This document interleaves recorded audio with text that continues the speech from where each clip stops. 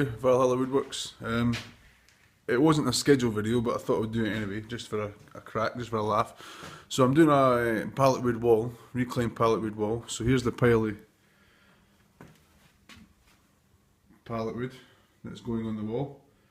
It's all been dismantled, it's not been denailed yet. That's what I'm going to do just now, and give it a good sanding down and the first clean up before it goes in the wall. So yeah, I'll stick it on time lapse and we can just go through that process.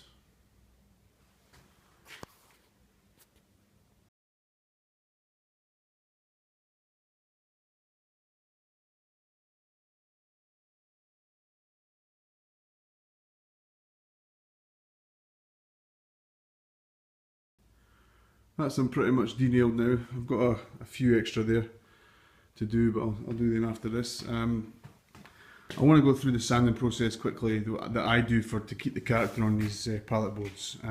I've got this big one off a pallet, which is pretty cool. I've got a couple of these actually, but I don't want to go too heavy with the grit. I think it's about 220 is what I'm going to be using. I'm pretty sure it is. Yeah, 220 is. And all that's going to do is it's going to knock back the roughness. It's not going to take any age or character away. It's not going to bear it back to the bare wood again like that. It's just going to, obviously just going to give it a smooth finish, so I can then wax it and then polyurethane after that. I'm going to use a matte finish polyurethane after this, once it's all up and finished, but it's going to bring out the character. It's going to bring out all the natural aging that's happened over the years of these pallets. So yeah, I'm going to go through the sanding process now, and I'll do this one board and I'll finish this one board so you can see what it's going to look like in the end.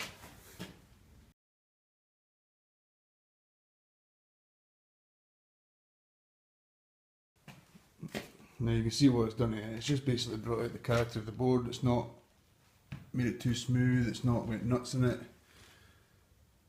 So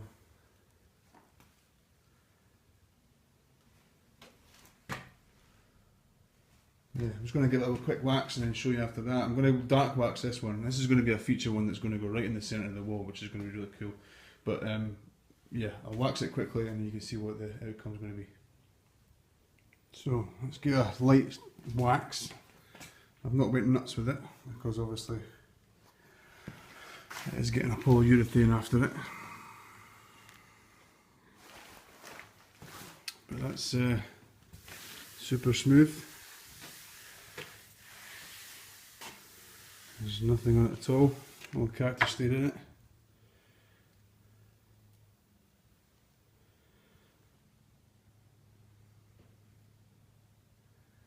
So I've got all the rest of the boards to do, so I thought I'll just go through that process with you so I don't have to go nuts with the time lapse for that.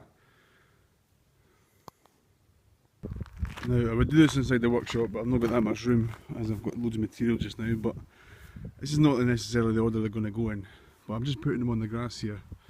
There's going to be a doorway right here, so that doesn't really count on that side. So now I know I've got enough wood to do the whole wall. And this is another tip, that if you're doing your homework, your home wall at home, make sure that you just lay it out, measure it out and lay it out so you know you've got enough.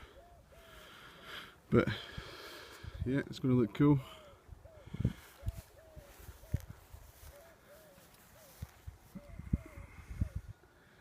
Dig in the colours. I just want to take a minute to talk about how I fitted the boards. I found the studs on the wall at every 600mm and then I marked them with a pencil so I knew exactly where they were. Then I used 50mm screws and angled them away from the sunlight and away from the light in the room, and this worked really well. That'll reduce the shine of the screws. Then I gave it 2 coats of polyurethane. It will need a coat in the future, but obviously I'll go back and do that at some point. The client was really happy with the result. Once again, my apologies for using so many still shots. I will get a camera set up soon, and until then, thank you very much for watching. I appreciate it. Hit the subscribe, like and share. Thank you.